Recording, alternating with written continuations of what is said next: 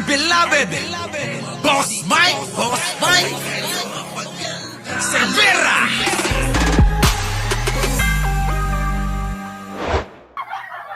Grabe, punta na tayo rito sa pasabog na rin. Hindi ko akalain talaga na sasabihin to ni Atty. Claire, mga kababayan ko. Pero bago ka magtatawa, Jojo Chavez, pag-likein mo muna yung mga tao din eh. Nako, eto na! Oh. Bakit gusto mong Alak ka mo. Mukhang si Atty. Claire yata eh. Nag-iba na. Baka matuwa si Libayan neto Libayan, baka matuwa ka neto. Eto na mga kababayan ko, may binulgar si Atty. Claire Castro patungkol kay Pangulong Bongbong. Nako! Oo, matindi ito mga kababayan, matindi ito. Oo, hindi ko akalain na magagawa ni Atty. Claire, nako! Na ibulgar si Pangulo sa issue na to. Ewan ko, baka malungkot kayo o maaari yung iba matuwa, Baka matuwa yung mga DDS dito. Baka ikalungkot nyo, gano'n, Oo, ikalungkot ng DDS at ikatuwa nyo naman. Eto na. Basta chismis talaga, tingnan nyo. 5,000 na mahigit,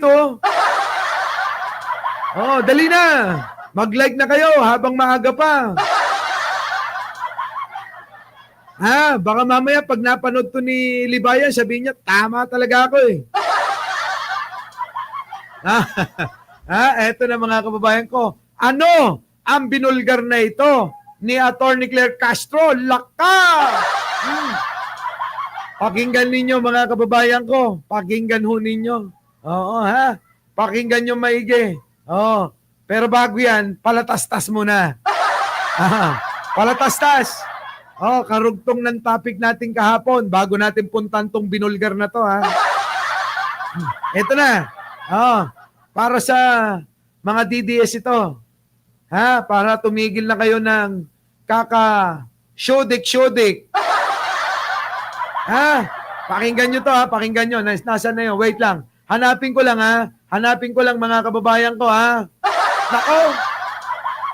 Ewan ko kasi kayo, mga hinampil kasi. Yung bang, para bang kayo, para ba kayong gigil na gigil kay Pangulo na wala nang maibato? Diba? Wala na ba kayong maibato?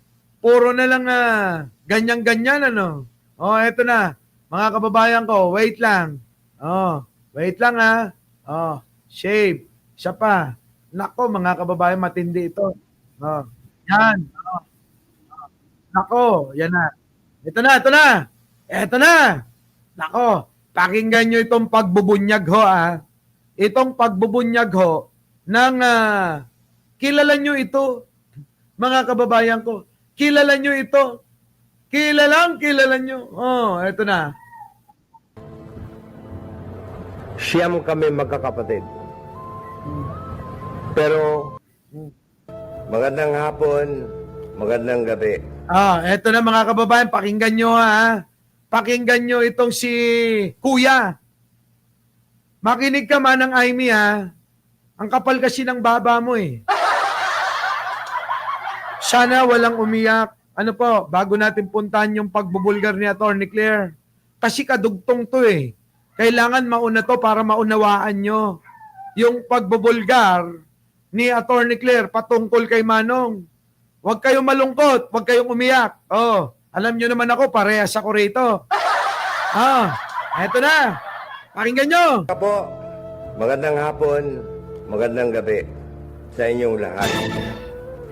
Sana po mapanood nyo itong mensahe ko sa inyong lahat regarding yung sagot ko sa mga sinabi ni Madam Senadora Amy Marcos kahapon.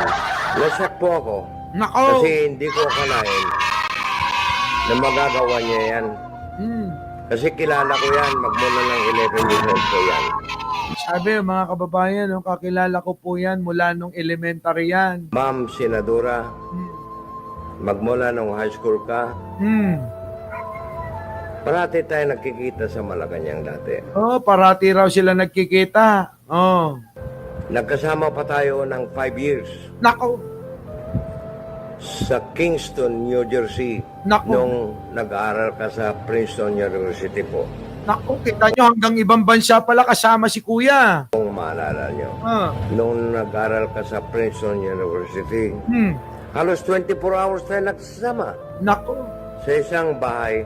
Oh. Sa loob ng 5 taon Hmm. na nagsama tayo, Oh. hindi lang yon. Magmula nung bata ka, nung 11 years old ka, Miss Amy ang tawag ko noon. Now, Honorable Senator Amy Marcos. Alam mo, Senadora, hindi ako dapat magsalita. Pero parang nasaktan ang dibdib ko yung sinabi mo kay Master Bonget, Nako. now PBBM. Nako. Hindi ko kalain na sisirain mo yung kapatid mo. Kadugo mo yan eh. Hindi ko kalain, ma'am. Unang-una po, Hmm. dapat ikaw ang head ng family kasi ikaw ang panganay. Ngayon ko lang nalaman po na nag-ibang pagkaugali mo. Hmm. Hindi ko akalain po. Baka Na- na nahagip ka ng mga malalang typhoon. Baka na amlingan ka kung nada Ilocano. Ang Oh, naamlingan, mga kababayan, ang ibig sabihin nun, naanggian ha. Oh, sa Ilocano naamlingan, naanggian. Oh, nasaprian. Ganon ha. Oh, tuloy. Oh, pipigil na ako ng iyak. Naiiyak ko ako ha. Pero pinipigil ko ha, pinipigil ko. nasaktan po ako, yung sinabi mo, malala. Hindi naman totoo yan eh. Hmm. Kilala ko yan si Bungit. Kilala ko kayo. Oo. Kilala ko si Irene. Oh, Kilala ko si yung bunso, si Miss Amy. Hmm. Kilala niyo ko lahat. Maraming akong remaining na naiwan na dakilang niyayayo ng Malacanang. Wala si Manong Willie. Ayan. dakilang ano pala to, alalay nila mga kababayan. Kasama ho nila ito. Oh. Si John Barres. Ayan ang mga original na nagmamahal talaga ng tapat sa inyo. Ngayon, kung naalala nyo, tuwing election po, nung tumakbo ka ng senador, Ah. noong 2019, Ah. nag-resign ako sa trabaho ko sa Amerika Ah. para tutulungan kita, and you hire me as political Hmm. security na nagkampanya sa inyo. Maski wala akong sweldo, hindi ko nagreklamo. Hmm. Yan ang pagmamahal po. Hindi ako mukhang pera. Sana po, isipin nyo naman mabuti po. Kapatid mo yan. Hmm. Kadugo mo yan. Oo nga, no. Diba? Ading mo yan, kadugo mo. Ewan ko kung totoo talaga, ewan ko, bahala kayo dyan. Eyewitnesses, kayong tatlo, napakasaya nyo. Napakasaya na ninyo noon. Hmm. Nung bata pa kayo. Hmm. 5 years old si Irene, 8 years old si Bunget, 11 old ka, ma'am. Napakasaya na inyo nung araw. Biruin nyo, pinagpalit kay Duterte, mga kababayan, ano? Pinagpalit lang kay Duterte yung kasiyahan. Alam nyo, hindi yan ang kulturang Pilipino eh. Yung po bang kahit na ano pong problema, kahit na ano pong mangyari, kapag ka ang kulturang Pilipino ang pinag-uusapan, ang problemang pamilya dapat sa loob lang. Di po ba? Pero hindi ko po alam bakit ginawa ito nung mahabang baba talaga eh. Oh. Napakasaya. Kung saan saan ka pumunta, party dito, party dyan. Hmm. Ha? Kita mo kung saan ka raw pumupunta, party dito, party dyan. Pero pinalabas mo, siya made in Malacanang, si Panong Bongbong ang party ng party. Di ba? Oh, bakit ganon? Pinalabas niya, si Manong Bongbong ang party ng party. Eh sabi ni Kuya, oh, ikaw pala ang party ng party. At meron pang article na si Apo Lakay mismo nagsabi, nagdodroga ka, kaya ganyan. Ha? Bumaon yung mukha mo, humabababa mo. Okay, Ninam. Ay, sorry. Oh, tuloy. Napakasaya. Hindi ko akalain na ganito ang nangyari. Ah. Hindi ko alam kung anong nangyari. Aha. Baka na bagyo, baka na typhoon Uwan ka, na typhoon Yolanda ka. Pero Baka naman natipos. Kunayo Manong. Ha? Baka naman natipos. Hindi na typhoon. Natipos. Oh. sana ma'am,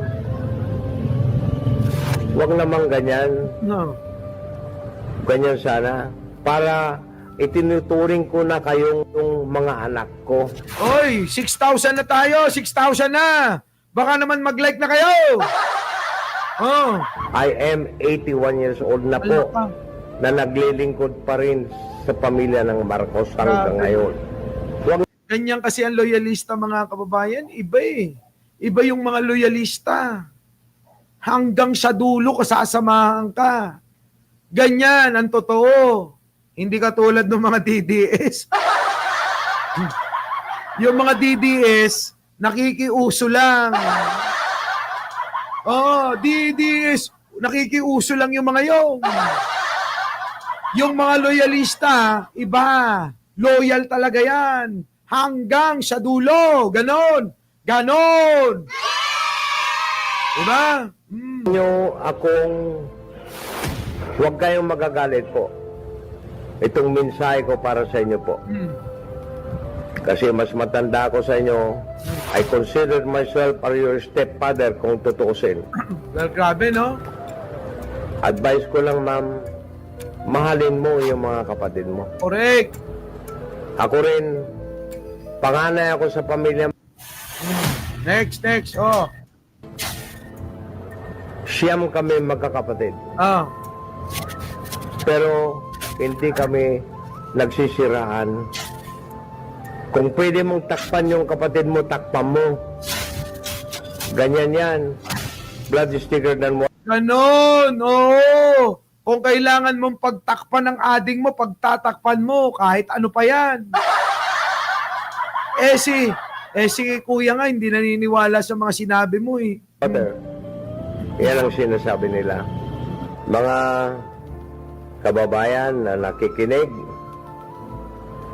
itong kapatid nyo, lolo nyo na nagsasalita, galing po sa puso ko itong mensahe ko para sa kabutihan ng bayan natin.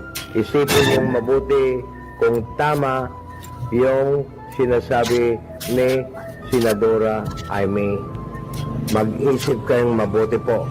Kasi parang hindi ko masasabing nababaliw na yata. Ma'am,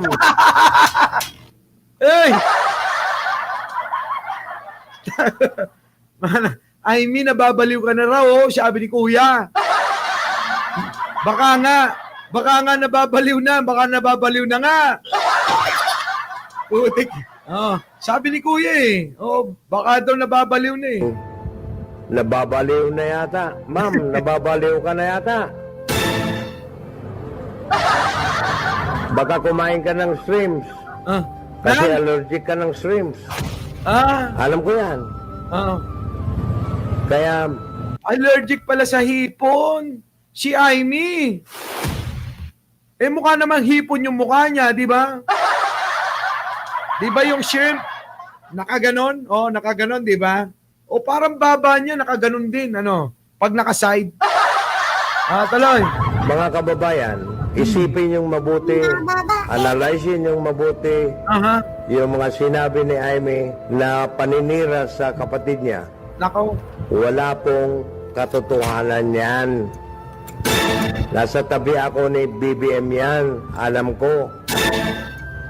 Kung anong gusto niyang makain, nilulutuan pa namin ng kambing yan. Nako. Walang bisyo yan. Nako, ayan walang bisyo daw si Manong Bongbong. Walang bisyo. Ayon mismo sa nag-aruga at kasamang lumaki.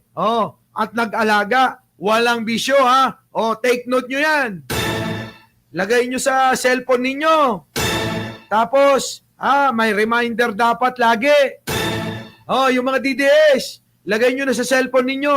Lagyan nyo ng reminder kada minuto.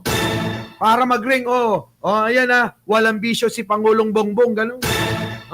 Nagiinom lang, kuminsan, dalawang San Miguel Lights after the campaign. Kung sakali man after the rally, maginuman kami. Maginuman kami, pati bodyguard. Ganyan ang pagtuturing niya yung mga nasa tabi ni BBM yan. Hindi matapobre yan. Nako. Hindi nagagalit yan. Nako. Totoo naman, Totoo naman, hindi nagagalit yan, si Pangulo. Simpleng-simple, ang bait-bait na tao, Kaya nga yung mga kakampig, kumampi sa kanya, Kaya nga yung mga dilawan, kumampi sa kanya, Tignan nyo mga kababayan ko. Di ba? Kumampi lahat sa kanya yung mga Pilipino, Kukunti na lang natitira doon sa gusto maging presidente na ayaw ng eleksyon, Di ba? Di ba? Hindi ko pa narinig yung tatlong magkapatid na nagmumura. Nako. Ngayon din si Amy. Hindi naman nagmura si Amy.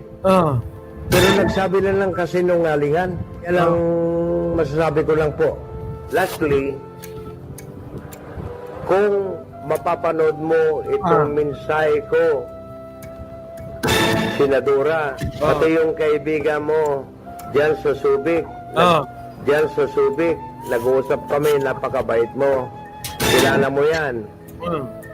Financier mo ng isa. Yung may-ari ng Sigara Hotel dito sa Subic. Kilala kita mabuti. Yung mga bodyguard mo nga, sina Rolex idol nila ako kasi nandun ako sa tabi parate. Iniilan niya ako. Dito ka man, ganyan yan. Mabuti, nandito ka, magpakita ka kay Bosyang. Actually, ang palayo niyo sa amin ni Amy is Bosyang. Maraming nakakalam na very close sa kanya. Tingnan mo yan. Nakasama kami. Ang dami kong kasama sa prison noon, ma'am. The late Colonel Arwisa. Baba. Yung anak niya ngayon, personal secretary ni BBM, si Lenny Arwisa. Ang pamilya namin, sobrang pagka-loyal sa inyong pamilya ng Marcos. Nako. Nandito pa rin kami. Correct. Walang iwanan po. Yan ang pangako ko kay BBM noon. Habang Grabe, Walang iwanan, mga kababayan. Yan ang pangako, Ganon din kasi mga lolo't lola natin, Huwag niyong iiwan ang mga Marcos Eka. Siya lang yung aming nadatnan. Pangulo na siyang talagang nagmalasakit sa Pilipinas. Ganon, Ganon kasi yung bilin ng mga lolo't lola namin, Oo. Di ba? Tuloy. buhay ako, nandito po ako sa likod ng mga Marcos, sir. Lastly po, Ma'am Senadora, nakikiusap po ako, you are very talented. You are Princeton graduate po. Napakatalino nyo po. Pero isipin nyo, huwag kayong you know that already, ma'am. You are very, very talented. You are very, napakahusay nyo po. Kaya yun ang last na mensahe ko po. Sana po makakarating pa sa inyo itong mensahe ko, ma'am. And kung sakali man meron akong nasabing mali, tawagan lang ninyo ako. Nako. Mapapatunayan ko lahat ng mga sinasabi ko. Hindi ako nagsisinungaling. Kaya, ma'am, kung luluhod po ako sa inyo, gumising naman kayo. Ala. Gumising naman kayo, ma'am. Nako, grabe no. Isipin niyong mabuti yung sinasabi niyo. Nako! Di ba? Luluhod pa daw si kuya para lang daw magising ka sa katotohanan. Mahaba talaga yung baba mo. Oh, yan po bahala na kayong mag-iyakan dyan. Eto na nga mga kababayan. Ang dami na nga patunay. Pal ng resibo. Eto, pakinggan nyo. Mistulang sinupalpal ng resibo ng St. Luke's Medical Center Global City ang mga basher ng gobyerno para linisin ang Ayan na. pangalan ni Pangulong Bongbong Marcos Nako. sa issue ng umano'y paggamit ito ng ipinagbabawal na droga. Nako! Sa Senate hearing ngayong araw, pinanindigan ni drug analyst Heresia Reyes ang Na. authenticity ng drug test ng Pangulo noong 2021 kung saan nakasaad dito na clear o negative sa cocaine si PBBM. Oh, okay na. Negative nga yung manong namin Paulit-ulit na lang. Itong mga didis talaga to, mga bobo talaga to Ngayon, alam nyo, issue nila si Sandro na ngayon ang target. Oh, target nyo si Sandro, bakit? Dahil binanatan si Amy. Kung di ba naman kayo tanga, kung kani-kanino nyo pinapakita at tinatabi yung itsura. Di ba?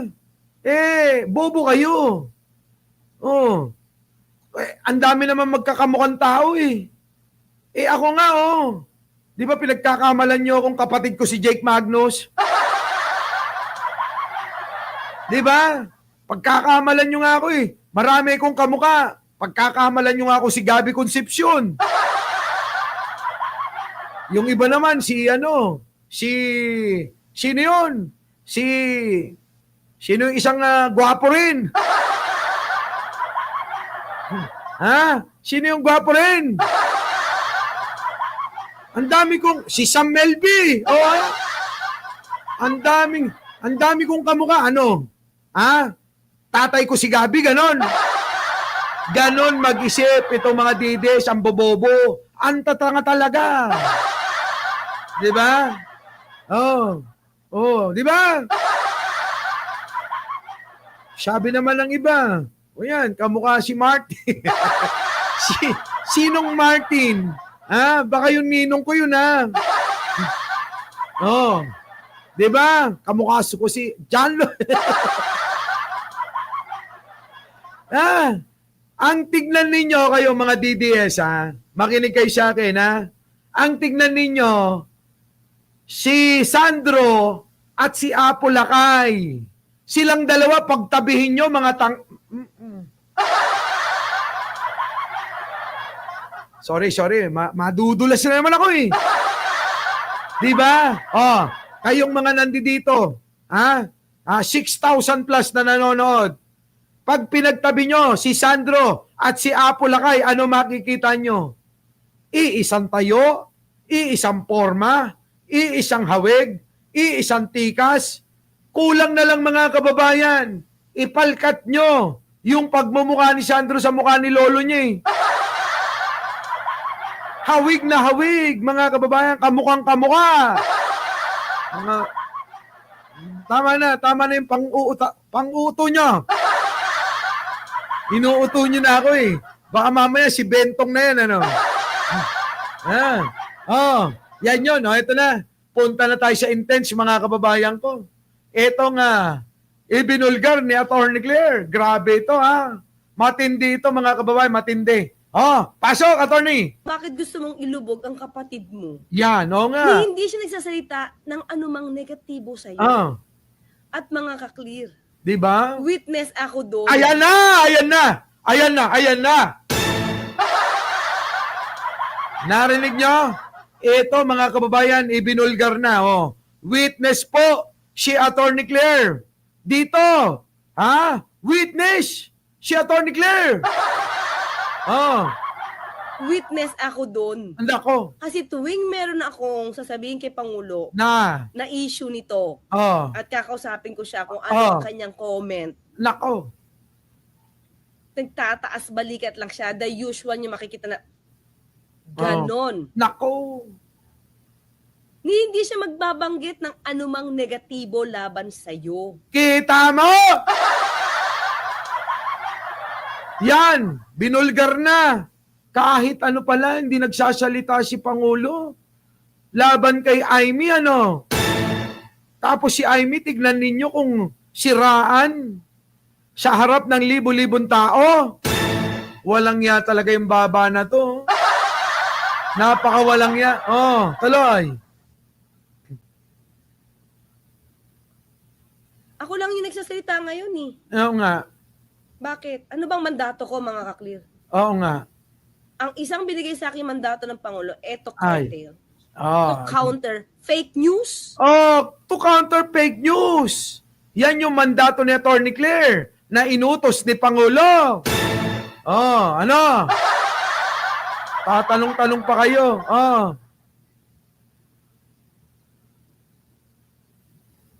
Diba? Hmm. Yan, yung fake news na yan. Hmm. Yung fake news na yan. Fake video. Hmm. Na binanggit din ito ng Vice Presidente itong fake video na to. Naman. Pinahinto mo? Oo nga. Mga clear. Diyan, Hindi pinahinto ni Baba yun. Sinisiraan ng mga DDS si Pangulo sa fake video. May narinig ba kayo? Kay Amy Marcos? Wala naman. Nagkaroon ng rally sa Davao. Nandun si Digong umakyat. Sinabi na adik-adik si Pangulo. Tuwang-tuwa pa siya. Di ba? Oh, kininayo. Thank you naman. Nako. February 2024, Oh. yung first maisog na ginawa sa Davao. Nandun siya. Kung Correct. paano laitin Oh. ng dating Pangulong Duterte yung Tama. kapatid niya. Correct. Buti pa yung ibang tao na Tama. hindi ka mag-anak ng Ah. PBBM, minamahal siya. Correct. Nirerespeto siya. Tama. Pinagtatanggol siya. Tayo yun! Tayo! Tayong lahat! Sabi ni Atty. Claire, buti pa raw ibang tao, pinagtatanggol, nagmamalasakit, minamahal siya. Pero ikaw daw na mahabang-babang kapatid niya. Wale, pero kami rito, mahal namin si Apo Bongbong. Di ba? Oh, Ikaw, ikaw. kapatid ka. Oo nga. Kapatid ka nga ba? Kapatid ka nga ba? Yan, mga kababayan di ba? Tayong lahat yun. Yung hindi man kaano-ano ni Manong Bongbong, sumusuporta at nagmamahal sa kanya. Iba yun, mga kababayan. Iba yun. Diba? Yan ang sinasabi ko. Kaya mga kababayan ko, alam nyo na. So, paano? Mga kababayan ko, may trabaho pa akong iba. Bago tayo mag-iwalay, lambing-lambing lang. Sa mga hindi pa nakasubscribe, subscribe na. Our beloved Boss Mike Cervera.